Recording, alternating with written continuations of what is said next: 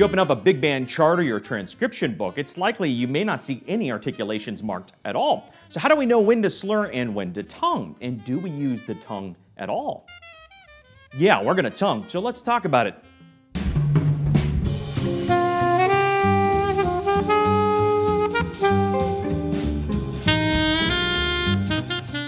Hi, and welcome to the Saxophone Academy. I'm Dr. Wally Wallace, and if you're interested in saxophone masterclasses, please do subscribe and be sure to hit the like button to improve your swing feel. Now today we're talking about jazz articulation. I'm going to introduce some core concepts of when and where to tongue and how to tongue, and we're going to be using our free monthly etude as an example. You can download it in the link below. Now before we get started, I need to announce that you will need the master key to unlock all questions related to articulation, so stick around and we'll cover that as well. But first, a tiny bit of housekeeping. We're in week 2 of the free fundamentals course, and as many of you have noticed, our advanced etude is very challenging. So I've added a more intermediate blues etude for those of you that aren't quite up to speed on the faster etude. Go ahead and download that. It's free as well. And each month, I'm going to also try to offer an easier blues etude to help get some of you up to speed. Secondly, many of you have asked, how do I keep up with the monthly assignments? What happens if I fall behind? Don't worry. Although I'm introducing free content and free etudes each month, the course isn't going away. It's going to stick around long after we've introduced a year worth of content. I'm going to make this the first building block in what will hopefully be a very large library of free educational saxophone content. So take your time and enjoy the course. There's no rush. Now today for articulation, we're going to be using the January etude, and we're going to be using the inductive method of teaching. We're going to take a small sample, and then later you can extrapolate that to more material. So we're going to start taking a look at bar 12 in the etude. So the first thing you'll notice is there's nary an articulation in sight, and this is by design. But you can't play this the way you would literally read it in 6th grade band class.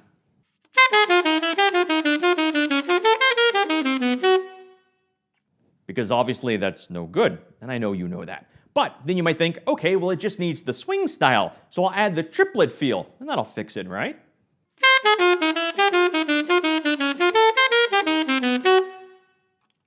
Obviously that doesn't work either. Now we will add a little bit of a lilt or kind of a triplet feel, especially depending on tempo and the genre of jazz we're playing. But for today, because this is a bebop style etude, we're going to largely keep the eighth notes generally straight and a smoother motion with very little, if any, lilt depending on tempo. The faster you go, the less lilt you're going to feel. So the end result, hopefully for this phrase, will sound something like this.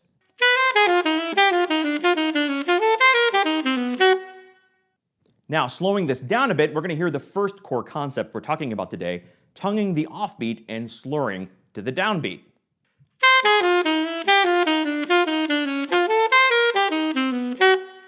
Now, depending on who you're listening to and what era of jazz, you're going to hear different levels of inflection or accent on those offbeats. But in general, we want a fairly light accent, especially as we go faster. And remember, the accents are done with air, not the tongue. The tongue ends the previous note. Air starts the accent. Accents are done with air, not a heavy tongue sound. Now, a common trap that beginners fall into when they start tonguing the offbeat and slurring to the downbeat is they start to clip the downbeat.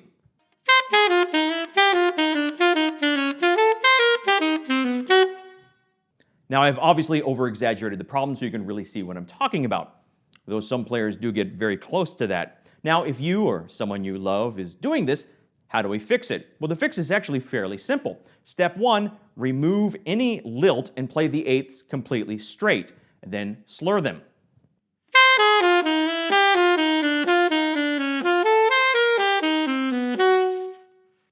We want to keep our airstream constant the entire time, playing one long, smooth, slurred phrase. Don't let your airstream sag. Then lightly tongue the offbeats without altering your airstream. And it may be helpful to think of yourself as crescendoing to the end of the phrase to keep your airstream supported the entire time.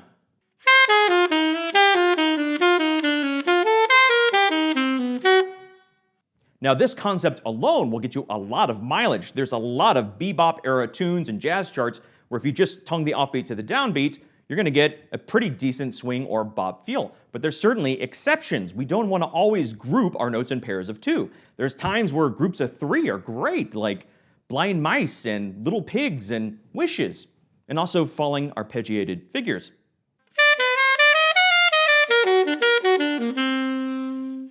So let's take a look at the second half of the bridge. Now, bridge is just a fancy music term for the middle section. This is an A-A-B-A form. It's the rhythm changes, or I got rhythm chord changes. This is the end of the B section we're talking about starting in measure 22.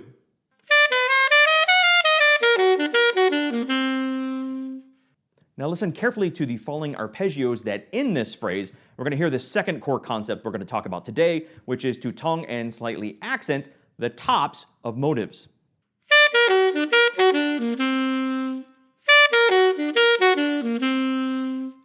Now, if we applied the previous concept of always slurring the offbeat to the downbeat, that would create a leap up to the peak of the second arpeggio. We would slur up to it, and it would sound like this.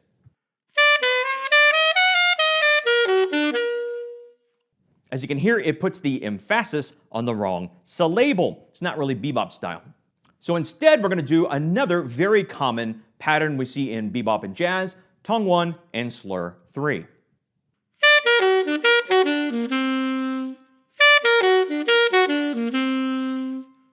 You'll also find that in the slurred group of 3, another concept comes into play that we're not going to talk about in this video, but go into much more in depth in a future video, that the third note of the slur, or the little piggy that made his house out of bricks, is often ghosted. Now that doesn't mean he doesn't text his brothers back. It simply means that we're going to back off this note. There's a variety of ways and techniques to do that, and we're going to talk about that much more in a future video. But right now, just know that ghosting is going to be very common, especially in the third note of the grouping of 3, which really sets us up to have a nice accent on the peak of the motive.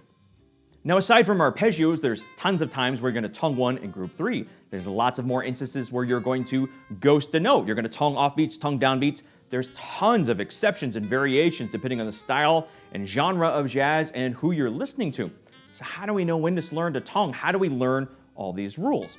Well, that's where the master key comes into play. And if you've watched this channel for any length of time, you've probably guessed what the master key is. So say it with me, and you can roll your eyes while you say it. The master key is listening. Charlie Parker and Dizzy Gillespie changed the face of music forever. An entire new language emerged in the 1940s. Now, they didn't give us a treatise or a book on how to play bebop, but they gave us something better: a lot of recordings. Even if your teacher marks every slur and accent on the paper and you're not doing the listening, it's not going to come out right.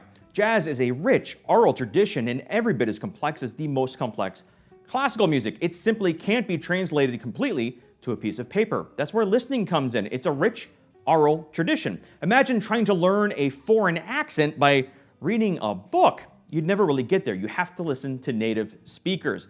And that's where I know I sound like a broken record, but there's just no substitute for listening to the greats. It's also why in this fundamentals course, I'm not marking articulations for you. I need you listening to the examples and applying that to the etude. If I mark them in for you, you're not getting the learning. It's like paying someone else to do your push-ups. And that's just weird. So start listening to the provided examples in the etudes and start listening to the masters. In this month's musicianship assignment, you're listening to Charlie Parker. And you should be listening about twice as much as you spend playing. And that's a good thing. Listening to the greats is fun. And if you don't enjoy listening to jazz, why do you want to play it? Get to work. And we're going to talk about more of these concepts very soon, including ghosting in an upcoming video, and talk about some techniques to make that happen. Now, you will have questions. Let me know in the comments below or in the course itself. I will get to the comments as fast as I possibly can. We've got more content coming up next week, and until then, go practice.